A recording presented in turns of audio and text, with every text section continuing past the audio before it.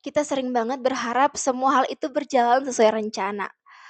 Orang yang kita bantu bakal balas kebaikan kita, usaha kita akan selalu membuahkan hasil yang manis, atau orang yang kita percaya nggak bakal bikin kita sakit hati. Tapi nyatanya, ya hidup emang nggak selalu sesuai dengan apa yang kita mau guys. Hai guys, it's me Nur and welcome back to my YouTube channel. Sebelum kita membahas topik utama hari ini, aku mau nanya dulu nih. Pernah nggak sih kalian ada di situasi kayak udah berharap banyak banget, udah percaya, udah ngasih usaha yang maksimal, tapi ujung-ujungnya malah kecewa? Atau yang lebih nyeseknya lagi, kecewa bukan hanya karena orang lain, tapi justru karena diri sendiri. Yang awalnya kita yakin bisa, ternyata kita gagal. Yang awalnya kita udah percaya, justru malah ngecewain. Rasanya tuh serba salah nggak sih guys? Kayak kita nih ngerasain semua rasa sedih itu tapi sambil mikir, "Duh, kenapa sih aku gampang banget kecewa?" Setelah masuk ke fase hidup yang makin dewasa, tanpa sadar kecewa itu tuh jadi emosi yang familiar banget. Dan sebenarnya kalau kita sadar nih ya, salah satu alasan kenapa kita sering banget kecewa itu karena kita punya ekspektasi. Yap, ekspektasi yang kadang gak realistis atau bahkan tanpa sadar kita sendiri yang buat-buat ekspektasi itu. Kita sering banget berharap semua hal itu berjalan sesuai rencana. Orang yang kita bantu bakal balas kebaikan kita, usaha kita akan selalu membuahkan hasil yang manis, atau orang yang kita percaya nggak bakal bikin kita sakit hati. Tapi nyatanya, ya hidup emang nggak selalu sesuai dengan apa yang kita mau guys. Simpelnya, kecewa itu muncul karena adanya perbedaan antara harapan dan kenyataan. Dan semakin tinggi ekspektasi kita, semakin besar pula potensi kecewanya. Dan kecewa biasanya itu datang dari ekspektasi kita terhadap orang lain kan ya. Kita yang ngerasa orang-orang itu akan selalu hadir, akan selalu ngerti tanpa perlu kita jelaskan, dan bakalan paham kita sepenuhnya. Tapi nyatanya suatu waktu dia ataupun mereka menunjukkan kebalikannya. Dan apa yang terjadi? Ya, kita kecewa. Dan apakah mereka salah? Sebenarnya ini bukan tentang salah atau benarnya guys. Tapi kita yang sering lupa kalau mereka tuh juga manusia.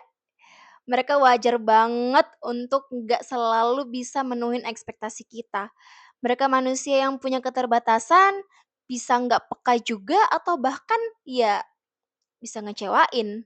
Nah, dalam bimbingan dan konseling sendiri, kita tuh diajarin tentang pentingnya komunikasi yang asertif dan membangun boundaries yang sehat dalam hubungan. Kita tuh nggak bisa ngontrol perilaku orang lain, karena kita nggak punya kendali untuk itu.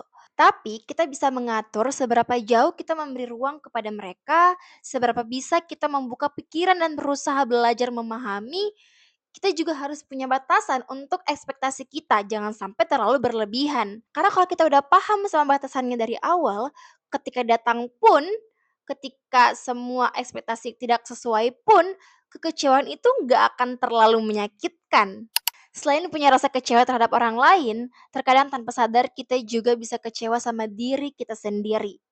Misalnya, ketika kita marah karena kita nggak bisa mencapai target, kita sedih karena kita kalah dalam suatu kompetisi yang kita ikuti, nyalahin diri sendiri atas pilihan-pilihan kita di masa lalu, atau bahkan kadang sampai merasa nggak layak terhadap hal-hal yang kita lakukan. Tapi tahu nggak sih guys, ketika kita mengalami semua hal ini, ada ruang terbuka untuk kita belajar menerima.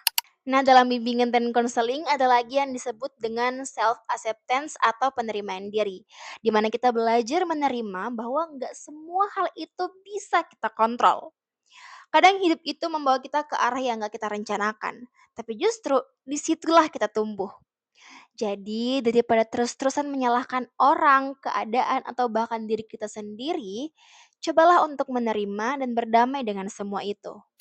Kecewa itu wajar kok guys, semua orang pasti pernah mengalaminya. Tapi jangan sampai rasa kecewa itu bikin kita berhenti buat berjalan. Justru dari kecewa kita bisa belajar banyak banget hal. Dari mulai kita belajar untuk memahami, belajar punya boundaries ataupun batasan, belajar menerima diri, belajar untuk paham atau mengenal orang lain, dan yang paling penting belajar berdamai dengan kenyataan. Jadi buat teman-teman yang lagi dalam fase kecewa sekarang, aku cuma mau bilang, kamu nggak sendirian. Nggak apa-apa kalau sekarang kamu masih ngerasa sedih karena kecewa.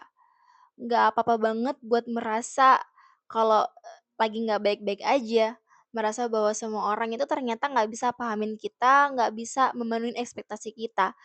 Nggak apa-apa guys, pelan-pelan aja, pelan-pelan untuk coba bangkit lagi, pelan-pelan untuk bisa coba untuk belajar memahami lagi, pelan-pelan untuk bisa nyembuhin diri.